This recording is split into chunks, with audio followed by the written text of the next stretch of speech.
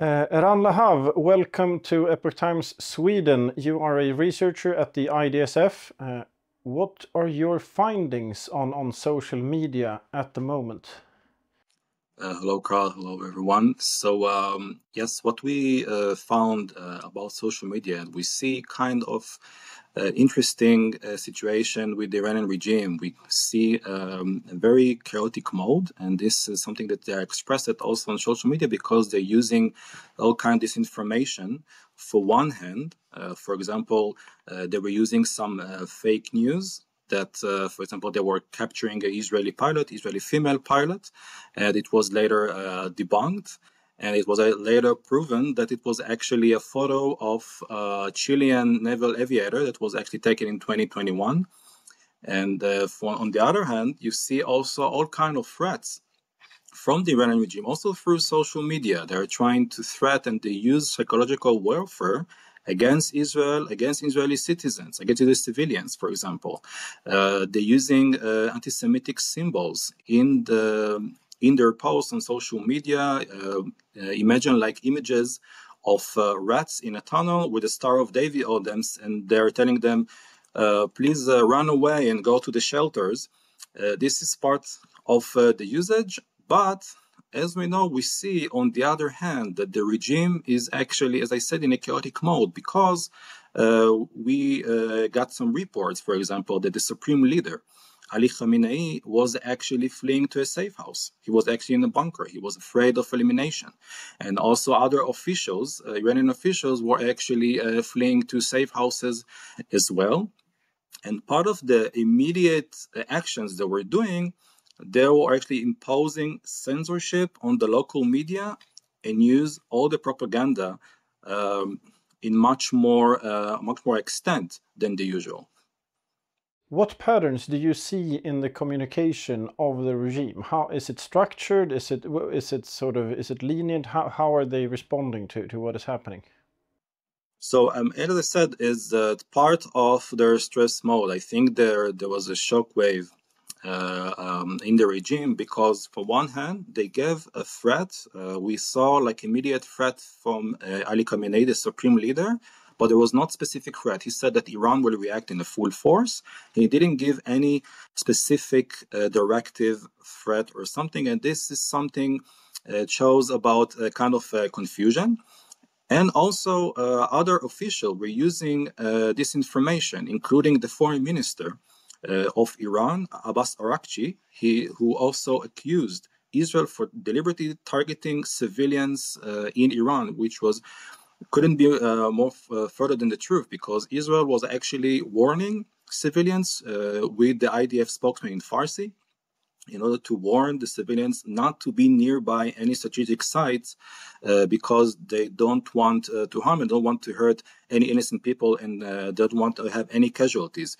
Israel also used to do it in Gaza, by the way, with the IDF spokesman in Arabic, warning Gaza civilians not to be nearby any sites where there are specific terrorists or some strategic sites they had to eliminate because they don't want to hurt civilians. And also what Araghchi was saying, there was no verified reports to it. So we see, so one hand, they were also threatening, but on the other hand, they were using all kinds of lies and fake news and disinformation in order, I think it's part of the attempt of the survival, because I think they feel as the stress beneath. I think they feel that they're losing the grip also domestically, and they are trying to avoid it. What use do you see of AI in the disinformation?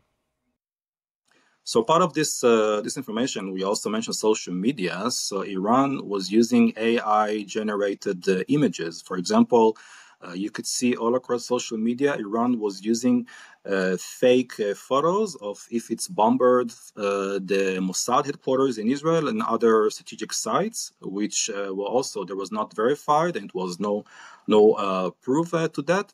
I want to mention, by the way, I mean, I follow Iranian social media for years. It's part of what I do in the IDSF. It's part of the research.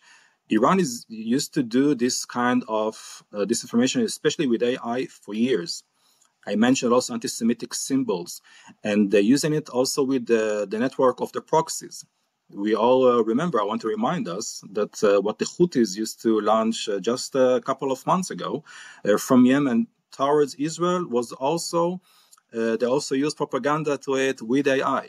So you could see as they're using Iranian AI images among also Houthi social media channels, also Iranian channels, and then they were using it after they were launching some missiles toward Israel. So this is part of Iranian strategy in order to increase fear, and they use also AI as part of their disinformation and fake news and psychological fear against its enemies, including Israel and also the US. For someone who's looked at AI pictures a lot, it's very clear that it is an AI picture, but still we're still sort of closing in on the point where it's indistinguishable. So what kind of response do you see towards the more realistic looking AI images? How is that sort of received by the Iranian population, and sort of what threat do you see with sort of AI evolving further? So since the Iranian population is not that coherent, so you have all kind, it's very mixed, and you have also kind of other minorities who are basically, and also following their years, stopped really believe, and they don't have any, they don't see any credibility with this regime, and they know it's part of the propaganda, it's part of the youth propaganda, and they think it's lying. So luckily, they are basically mostly exiled Iranians. Who don't really believe this kind of disinformation, especially using with AI, because of course they're using technology in order to increase it, and they're making it better and they improve it as well. But we could see this is also, maybe it's interesting to see, because now the Iranian people, as they feel maybe there is a weakness here in this regime, they also doubt the credibility of what they see on social media. Even, I think, even regime supporters, maybe they wouldn't admit it, but you can see there is a gap with what the Iranian regime is trying to convey, what kind of message with this information, with this propaganda, and also between what's going on and how the Iranian people perceive it.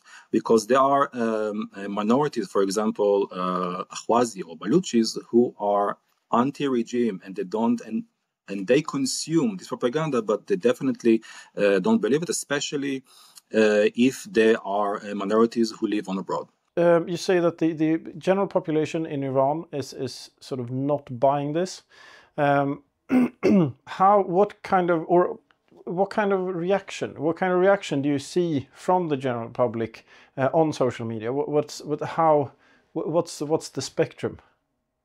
Well, I mean, it's still not 100%. I think, again, there is a bigger gap between what used to be between population and the regime. I think they are losing grip, actually, but you still have pro-regime people. We saw some protests pro-regime. I don't know if it was forced. I don't know if there was like voluntarily they were going to this protest, but we also saw other protests of anti-regime. We saw actually on the streets of Tehran, we saw people chanting death to the dictator, death to Khamenei.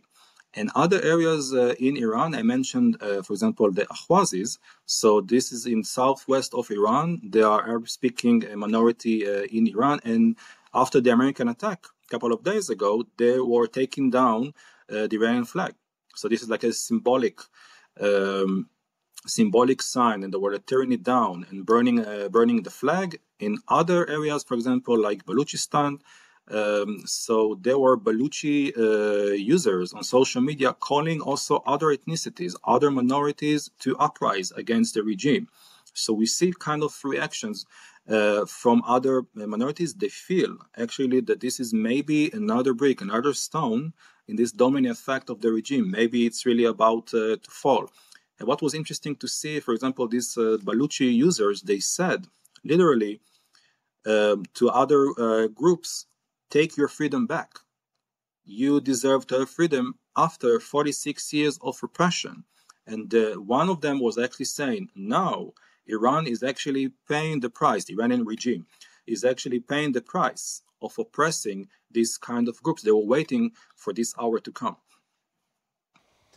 So what is there is a sort of rumblings in different parts of Iran. We have seen on Telegram, we have seen people chanting "Death to the dictator." So what is the Revolutionary Guard doing to sort of try to prevent a full scale uprising? So besides they were trying to degrade the Israeli attacks on strategic sites, I give you an example. Because they don't want to show if they are hating civilians, they were trying to say that they are capturing Mossad agents, for example, people who are working with Mossad, cooperated, and they were like filming it as they were interrogating them in order to show some credibility. This is one thing, but they're also part of the fake news. So they also used, they said that Mossad agents were like burning tires across the country in order to show that this is an Israeli attack, but Israel actually didn't really attack any sites. And they also said that the nuclear sites were like not severely attacked. And the IRGC, they're making threats on threats all the time. And also part of the threat of the IRGC, the latest one that they said, so if they will find any cooperation with the Zionist regime, they will execute them immediately, or they will make like very fast trial and they will execute them. This is part of the threat. They use threat in order to control the people in the country. And they are trying to show also some military force, but on the other hand, I want to mention that they were asking help from neighboring countries. So the IRGC, and also you have the Iranian army, which is different, but they were actually trying to show how powerful they are, and also domestically, because it's really mostly directed domestically. But on the other hand, they were like desperate for help from neighboring countries. For example, the Gulf countries or another Islamic countries. And part of the new strategy, they're calling for Islamic unity against Israel.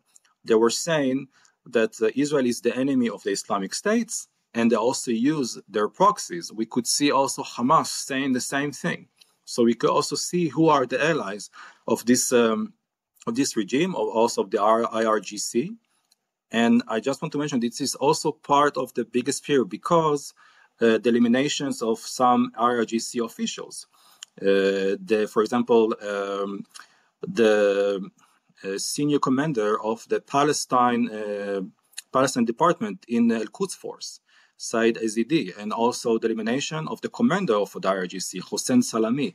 So there's a great fear among the ranks of the IRGC, but on the other hand, they have to show some strength because it's part of the attempt to survival.